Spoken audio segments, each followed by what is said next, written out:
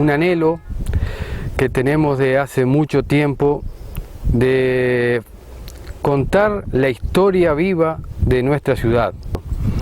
Hoy estoy junto a mi padre, un orgullo familiar. Mi padre fue nombrado el 25 de agosto como ciudadano ilustre del departamento de Tacuarembó, el segundo ciudadano ilustre en Paso de los Toros, después de Benedetti. Vamos a hacer como 3 capítulos. Primer capítulo sería por qué la llegada de los charrúas a esta zona, digamos, al Uruguay. El segundo capítulo es el nacimiento de Paso de los Toros y un tercer capítulo las inundaciones de Paso de los Toros. ¿Cómo llegó el charrúa acá? ¿Por qué llegó el charrúa?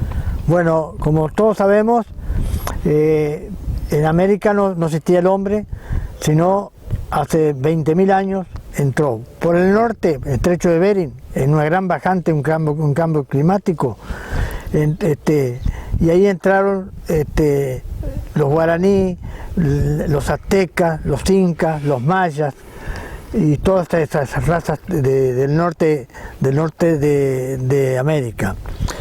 Y acá en el sur de Sudamérica entraron como se formaron la gran bajante que hubo, se formaron grandes islas y entraron de Oceanía la raza choni, que es la raza que son los querandíes, los charrúas, los araucanos en Chile, y esta raza se vino al Uruguay y pobló el Río Negro.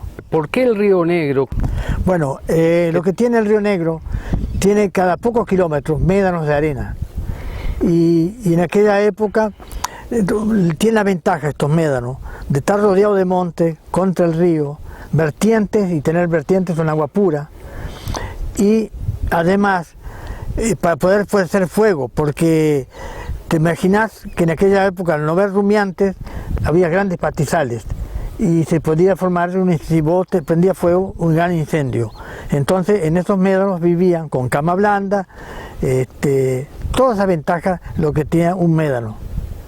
Cuando iban al sur, Punta del Este era un médano y un paradero indígena. Juan Díaz de Solís, el 2 de diciembre de 1502, los encontró en Punta del Este. Ellos iban en verano, sobre todo la gente joven, porque tenían que ir a pie. Y por lo tanto los trataron muy bien. Fueron los españoles los que los provocaron, aunque con su baja estatura, porque en esta época los españoles medían 1,50, 1,55, y los esqueletos de nuestra raza, los charrúas, miden, los que se han encontrado por los arqueólogos, entre 1,70 a 1,75 de promedio. ¿Por qué eran nómades? ¿Por qué se iban trasladando de un médano al otro? ¿Por qué siempre decimos que eran una raza nómade? Porque, bueno, cuando por lo general se instalaban unas familias en un médano, y cada 20 kilómetros había 15, 20 kilómetros había otro médano. Pero los animales, los que no cazaban ellos, huían, porque el animal que todos los animales tienen miedo es el hombre. Y al ver poco para cazar, emigraban a otro médano y se instalaban en otro médano. Y así fueron poblando. Nosotros, por los arqueólogos, en las excavaciones tenemos acá del Uruguay entre 4 o 5 mil años de estar acá, en el Uruguay. Después, a la llegada de los españoles, se juntaron mucho, por ejemplo, en el ejército de Artigas, fueron muy compañeros, junto a La Valleja, junto lamentablemente a Rivera, que después tuvo una traición de él. Sí. Contanos esa parte de por qué Artigas prefería tener al charrúa en el ejército de él. No, el problema fue así. Artigas era descendiente de una familia numerosa, que en aquella época eran todas familias de 10, 12 personas. Y el padre tenía comercio en Montevideo. El mayor tenía que ser, por lo general, el jefe de quedar con el comercio. El segundo, militar. Y el tercero, ¿qué tenía que ser? Cura. Y la madre insistía Por eso él, cuando tenía 14, 15 años, primero fue a los Salesianos, hizo la escuela y se fue al Sauce emigrando para no ser cura. Y ahí la madre siguió insistiendo y se integró con los charrúas y se vino para el Río Negro. Y vivió muchísimos años y tuvo muchos hijos. Los charrúas fueron en su ejército parte fundamental. De hecho, los portugueses y todo lo otro le temían mucho. ¿Por qué le temían mucho al charrúa? Bueno, en esa época se peleaban con lanza y en la última batalla, en Tacuarembó, cuando lo traicionó Rivera, como decís vos, que no fue, cuando se vio perdido, él se guareció entre los charrúas, que eran fieles a él, y los portugueses sabían, los soldados portugueses, que por cada charrúa que mataban tenía que morir 4 o 5. Y entonces los rodeaban, los llevaron y se fueron, y ahí fue que Artigas se salvó de ser tomado prisionero por los portugueses. ¿Grupos de cuántas personas vivían? No, en cada paradero vivían 15, 20 personas, nada más. ¿Y se abrigaban? Sí, el abrigo, viste vos que en mi colección tenés sobadores de cuero, que sobaban el cuero para poderse vestir,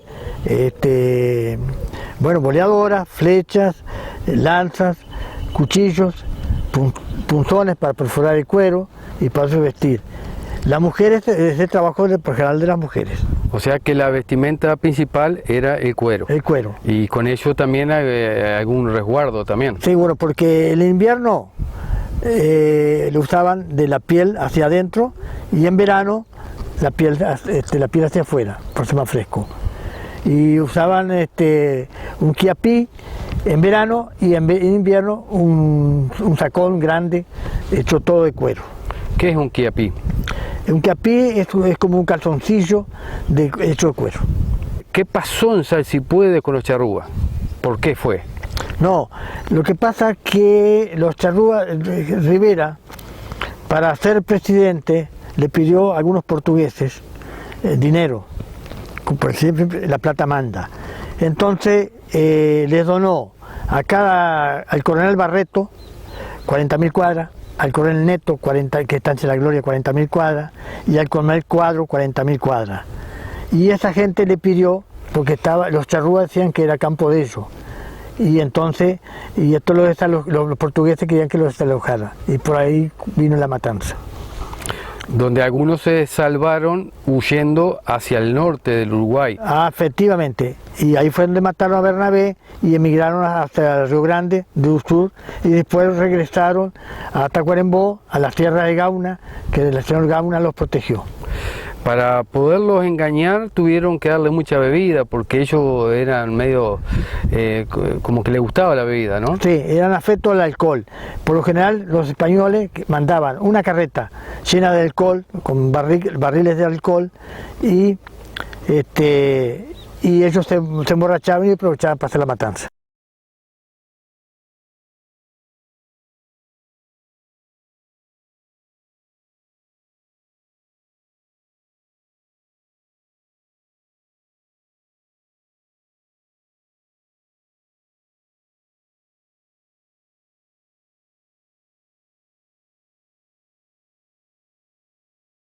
Ahora vamos a seguir con otra parte que es muy importante, que es el nacimiento de Paso de los Toros. Contanos cómo nació Paso de los Toros, por qué nació, a ver, la anécdota. El paso más bajo de todos, como te dije, era el Paso de los Toros. Y Eugenio Martínez, que para mí fue el fundador de Paso de los Toros, se instaló con una pulpería, ahí donde está el parador, y alrededor de la pulpería se empezó a instalar gente para ayudar a pasar las tropas y los caballos, y eso lo llevó a que el pueblo se fuera agrandando hasta que Eugenio Martínez puso una balsa, porque cuando había creciente no podían pasar, y hasta que llegó el ferrocarril, como te conté, el 6 de enero de 1886, y ahí se terminó, sacó la balsa y ya cambió el pueblo. Del ferrocarril, ya mucho obrero, mucha gente civilizada, mucha gente con otra cultura, y entonces lo llevó a que el pueblo avanzara tenazmente. La historia más como conocida, digamos, era del paso de los hombres toros. Y sin embargo, el nombre no nace por ahí, No, nace por lo que tú vas a contar. De toda esa gente que ayudaba a cruzar los ganados, decían los hombres toros a consecuencia del paso. El nacimiento del paso de los toros era el paso de los toros mismos realmente que pasaban los Que lo jesuitas. habían pasado los jesuitas. Perfecto. Correcto. Eso es lo que queríamos saber. Eso es donde está hoy Playa La Picada. Playa La Picada. Correcto. Esto, Playa La Picada, y se cruzaba, salía al otro lado, dos lados. El Ceibal era un arroyito que ahora es tipo lago, era angostito, y de los dos lados había salida hacia el Ahí departamento de Durazno. Luego se formó una pulpería. Esa pulpería es donde, o el nacimiento que vos me decías de Paso de los Toros, en la pulpería, es donde están los ombúos Los ombúos. Esos ombúos los plantó él, ¿verdad? Sí, efectivamente. Los ombús que hoy se están secando son plantados por Eugenio Martínez o sus hijos. Ese es el testimonio claro de dónde fue que se formó, digamos, Paso de los Toros.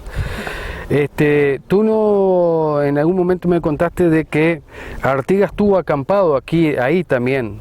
Sí, en octubre de 1812, cuando el regreso de la Yui vino por la Cuchilla Peralta y se instaló por varios días ahí en Paso de los Toros, ahí está el parador, y después cruzó y se instaló en un cerrito que está a 10 kilómetros, menos de 10 kilómetros de Paso de los Toros, esperando que pasase las carretas, que pasase la gente, todo, y ahí se integró el pueblo Nuestra Señora del Carmen, que le estuve contando hoy, que era un pequeño pueblo, toda la gente lo siguió a Artigas. Perfecto. Después viene ya un crecimiento mayor y viene la llegada del ferrocarril a Paso de los Toros, que fue un cambio radical, obviamente. Totalmente. La estación de AFE de Paso de los Toros pasó a ser la segunda del país, porque de aquí se dividía para todo el norte. Contanos qué trajo todo eso. Y trajo un adelanto imponente, porque primero el ferrocarril central de los ingleses, después se instaló otra firma, que el ferrocarril Midland, que agarraba hacia el oeste, para agarrar Freixenet, Paysandú, Salto, hasta Artigas. Eso arrancaba en la estación Midland, que hoy conocemos, que está hecho ruina.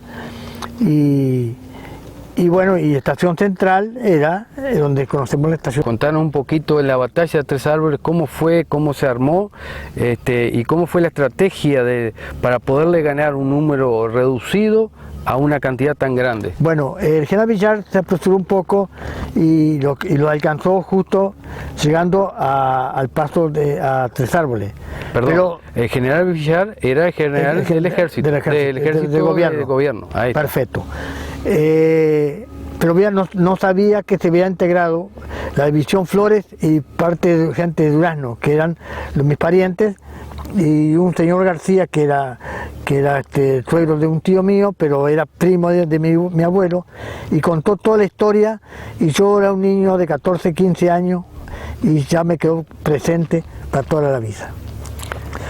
Volvemos de vuelta a Paso de los Toros. Paso de los Toros, llega el ferrocarril, llegan los ingleses, obviamente, todo un cambio estratégico, de cambio de gente, cambio de un pueblo que tenía unas posibilidades muy grandes de expansión, y nace la agua tónica. ¿Por qué nace la agua tónica? ¿Cómo no, fue que porque nació? Rómulo Mancini él era italiano y se había instalado en Paso de los Toros con una pequeña fábrica de naranjita y soda, sobre todo soda, en esa época se empleaba soda. Y se hizo muy amigo de los ingleses porque se integraban y charlaban en el Club 25 de Agosto, que ya existía. Y entonces los ingleses le pidieron a Rómulo Mancini, que si no podía fabricar la agua tónica, porque aquí era muy escasa. Entonces le pidió más o menos la fórmula y le dijeron más o menos. Entonces le empezó un día llevaba y dice, no, así no es, hasta que un día llegó con otra, la tónica que hoy conocemos, y le dijeron los ingleses, esta es más rica que la tónica verdadera de Inglaterra. Y posteriormente ya conocemos todo que se fue vendida, digamos, a una empresa. Sí, lamentablemente se tuvo que hacer una sociedad anónima porque se agrandó tanto que no tenía dinero y entonces después falleció él y esa firma que Agua Tónica Sociedad Anónima, Paso Los Toros Sociedad Anónima, se vendió a Pesticola. Claro, y hoy nos da el nombre de Paso Los Toros en el mundo, resuena el nombre de Paso Los Toros como Agua Tónica Paso Los Toros. Hay una anécdota muy linda de la Flaca Perica, que para la juventud de hoy siempre la escucha porque hoy hay un lugar bailable, digamos, que se llama la Flaca Perica, pero quizás todos los que van a la Flaca Perica no saben por qué la Flaca Perica. Contanos un poquito. Bueno, la Flaca Perica, o la Perica de la Flaca, era la curandera y la partera del pueblo. Y cuando llegó el ferrocarril, llegaron los médicos y con él le quitó trabajo. Entonces la flaca Perica un día le invitó a la hermana, la negra Felizarda, y cruzó el sauce y le hizo una maldición al pueblo. Y por eso siempre creemos, cuando las inundaciones, por todos los problemas que hubo, que estamos por la maldición de la Flaca Perica. Lo cual obviamente no existe. Porque en 1888, sí. En 1888 hubo una gran creciente, enseguida casi de la que se fue en el 87, hubo una gran creciente y casi superior, pero no llegó donde llegó la del 59 y le echan... Paso Los Toros tuvo un auge tan grande que hoy hay cosas en Paso Los Toros que no concuerdan con el tamaño de la ciudad. Por ejemplo, tenemos una iglesia magnífica, una iglesia que es quizás una de las más bonitas del país. Tenemos un Club 25 que no concuerda en tamaño, quizás también uno de los más grandes del país. Tenemos unas avenidas y calles divinas, privilegiosas, en cuanto a que son muy anchas, muy dimensionadas. Tenemos una cantidad y una serie de cosas que no concuerdan con la poca población que tiene Paso Los Toros. ¿Por qué fue ese auge de Paso Los Toros? Bueno, las calles fueron diseñadas por el agrimensor Servi, que fue contratado por los Bálsamos, en el cual, como ya les conté, donaban el terreno para la iglesia, que en aquel momento la iglesia era lo principal, una manzana para la plaza y otra manzana para hacer una escuela, lo que era la escuela de niñas y la escuela de varones, y la otra mitad para la junta local. Y como la junta local no tenía plata, vendió la mitad para lo que hoy conocemos por el Banco República. En aquel momento la plaza era una plaza de deporte, no la plaza que tenemos hoy. Sí. Hoy yo tengo el privilegio de tener una de las hamacas que había en esa época, que vos la compraste en un remate. Ahí habían canchas de voleibol, dos canchas de tenis, dos canchas de básquetbol, pista para salto alto, salto largo, que yo practicaba cuando era muy joven, y bueno, se practicaba todo tipo de deporte. Hay una anécdota que es muy de Paso Los Toros, que el otro día casualmente alguien me preguntó, mi parecido a Perico Ortiz, que nace del bar La Picada. Contanos un poquito el bar La Picada, cuál es la función de él. Bueno, el bar La Picada, y aparte de eso, contanos las anécdotas de eso. El bar La Picada por general era donde todos se juntaban, porque como no había televisión, entonces todo el mundo se juntaba en La Picada, sobre todo para informarse de lo que pasaba en el pueblo.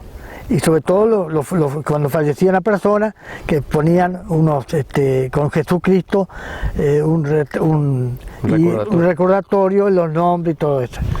Entonces, Perico Ortiz era el alcalde de ese momento del Paso Los Toros.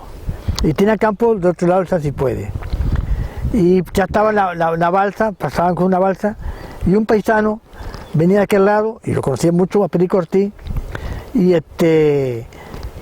bueno, cruzaron y en verano, y Federico Ortiz vino a Paso Los Toros y falleció de un ataque de corazón por el mismo calor, porque un hombre gordo, petizo y gordo.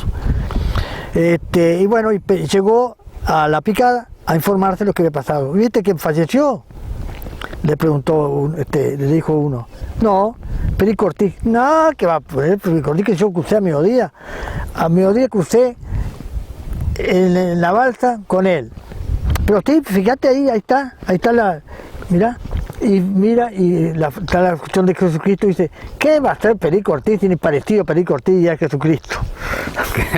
Esa anécdota, todos la decimos en Paso Los Toros, es un dicho de Paso Los Toros, pero lamentablemente no hay parecido Federico Ortiz. No hay historia de esa vez. ¿En qué año fue el nacimiento del puente, fue el puente carretero, digamos? Empezó a construirse el 2 de noviembre del año 26 y se terminó en 1929 y se habilitó rápidamente porque como había urgencia de habilitarlo para inaugurarlo en el año 30, por eso iba a ser centenario, pero vino el golpe de estado de tierra y nunca se inauguró. Así que el puente, hasta el día de hoy nunca se inauguró el puente. Nunca se inauguró el puente. Fue centenario porque era el centenario de la independencia de Uruguay. De la independencia de Uruguay, pero nunca se inauguró. Perfecto. Hay una anécdota también del puente, cuando cruza la primer coche de Honda frontal, sí. que frente, digamos, de este lado del puente había una garita policial. Una garita policial. Y el policía en ese momento lo para el coche de Honda. Contanos un poquito por qué lo para el coche de Honda. Justo le tocó un policía muy bruto.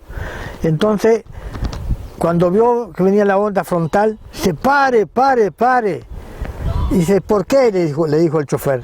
¿Porque no sabe usted que no está prohibido pasar marcha atrás en el puente? Esas son las cosas, anécdotas de hace muchísimos años que fueron quedando en la historia de Paso Los Toros. Y si habrán anécdotas de Paso Los Toros, ¿no? Sí, muchísimas. Si habrán anécdotas de Paso Los Toros. Muchísimas. También hay de las otras, como te decía, ahí se nos viene la inundación después más adelante. ¿Qué pasó? ¿Por qué esa inundación? Porque hoy está todo previsto, hoy se sabe que nunca más. Pero ¿qué pasaba en ese momento? Digo, sabemos que se estaba construyendo Baigorria más abajo y por eso se había retenido un poco de agua. Pero también creo que hubo un poco de mala información. Sí, la información que teníamos en esa época era el aeroclub, los aviadores que decían que venía muchísima agua. Y entonces la gente estaba muy preocupada y ya algunos habían emigrado del pueblo. Pero el Estado consultó y como tenía el Banco Seguro, no tenía muchísimas cosas aseguradas, estaban haciendo Baigorria, no quería que largaran más agua. Por eso se retenía el agua, hasta que un día no dio más y hicieron un boquete. Y el boquete fue lo que trajo la gran inundación. Porque si no hubiera sido el boquete, hubiera sido más chica la creciente más prolongada, pero mucho más chica. No hubiera llegado hasta donde llegó. ¿Cuándo se le informó a la gente y de qué manera se informó a la gente que tenía que evacuar rápidamente Paso Los Toros y en qué se desplazó la gente? El 17 de abril de 1959 se le informó por medio de Romano, que tenía un Austin con un parlante, a informar de que había que evacuar urgente el pueblo de Paso Los Toros con lo puesto.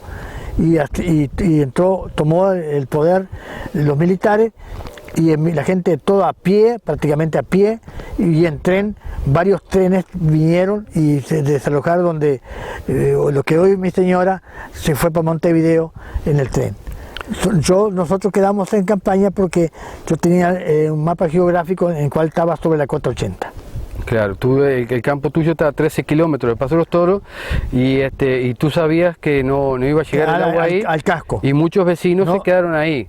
No las mujeres. No las mujeres. Las mujeres habían ido hacia Durán y otro tipo de cosas, ¿verdad? Seguro, perfectamente. También mis padres los llevamos acá, allá afuera, y después los llevamos a Durán. Muchos se fueron en la Honda, incluso mi abuela, como era agenciera de Honda, fue de las últimas en irse. En el último en irse. En última en irse en la Honda. Eso y los telegrafistas fueron los últimos en irse. Hasta que salió el último coche, no se fue. Y bueno, y hay un error que es muy común, que creen que llegó hasta la iglesia, porque los militares pusieron franjas por si reventaba la obra, hasta donde llegaba la creciente, por foto aérea. Y no, llegó una cuadra más donde está el colegio Hermanas, ahí se llegó, los Franchi, llegó hasta los escalones, enfrente llegó como 1,5 metros, parece mentira, pero uno mirando bien te das cuenta que hay una caída grande. Y llegó hasta la Junta. Y llegó por Sarandí, llegó hasta la Junta local, por la calle frente al gimnasio, por la calle. Correcto. Y la picada que estaba enfrente del Club Democrático como más medio metro. El Club Democrático no.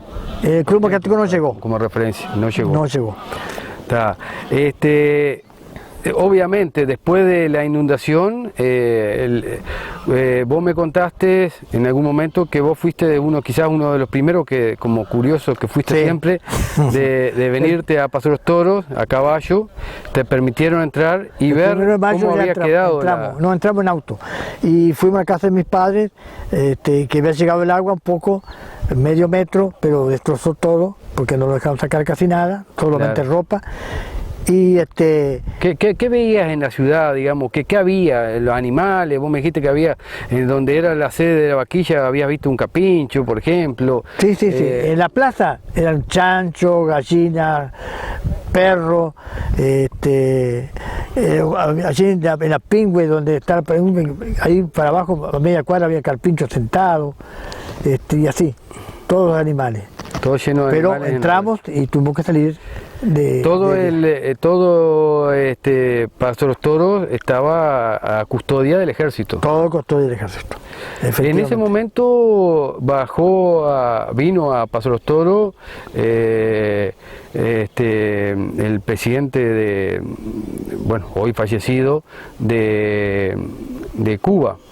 Sí, Fidel Castro. Fidel Castro vino Pero yo no lo vi porque estaba de este lado. Apoyo. Bajó en Rincón del Bonete, ¿no? No, en Chamberlain. Ah, en Chamberlain. Bajó en Chamberlain y lo trajeron hasta Rincón del Bonete. Y después tuvo Sanguinetti y tuvo la calle. Y cuando nosotros estábamos ahí en la casa de mis padres, llegó el general Mañani, que estaba en cargo de toda la maniobra, y se puso la orden, el general Mañani. Perfecto. El boquete ese, digamos, se hizo explotar, se dinamitó obviamente, y el agua se fue toda salió por ese lado. Por ese lado. Hoy es un atractivo, digamos, para conocerlo y saber de por qué ese devastamiento, porque si tú lo mirás parece un devastamiento como que pasó un terremoto por allí, ¿no? Digo, como que la tierra se arrancó toda y esa era la fuerza del agua. Esa fue la fuerza del agua. Yo antes justo, de esa casualidad que yo venía con unas vacas por ahí enfrente y cuando reventaron los cañones, las bombas de romper la ruta, que era el terraplén, y se empezó a dar vuelta el agua y vinieron a dar vueltas, apuré y al tal julepe me pegué. Mira, anécdotas de todo tipo. Bueno, después, cuando se recompuso Paso de los Toros, vos me decías, en Paso de los Toros, anterior a la inundación hubo 9.000 personas. Posterior a las inundaciones bajó a 7.000. Sí. Y vos le dijiste en algún momento que quedaron solamente los hombres toros. Los hombres toros. Se dice que vinieron o volvieron solamente los hombres toros. Volvieron los hombres toros. O sea que la población bajó en ese momento, quizás por miedo, quizás por decir, perdí todo. O muchos se fueron a hacer Rincón de Bonete. Claro, a un lugar más alto. Más alto. Al lugar más alto.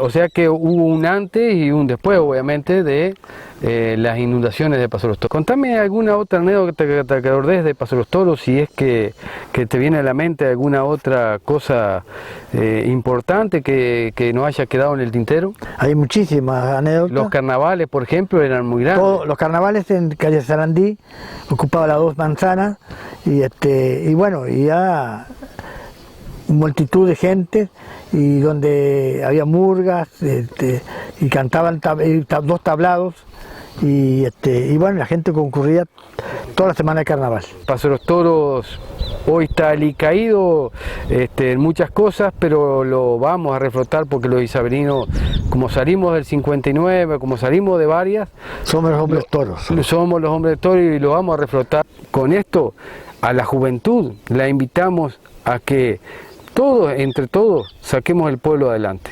Muchas gracias.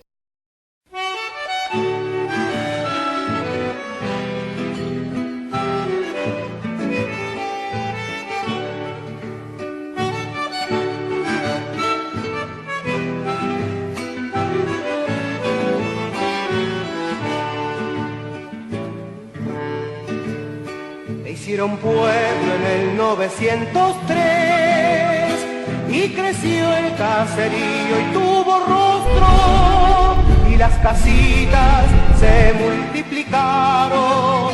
Santa Isabel del Paso de los Toros y las casitas se multiplicaron. Santa Isabel del Paso de los Toros. Tu nombre sorprendente se origina en tus vaquianos hábiles famosos, en cortar la corriente en las crecidas. Allí fue el paso de los hombres toros, en cortar la corriente en las crecidas. Allí fue el paso de los hombres toros. Y de pueblo a ciudad creciste con el y diste vida a un lago, un niño mar azul. El Paso así te llama quien te conoce bien. Una curva del río y el silbato de un tren.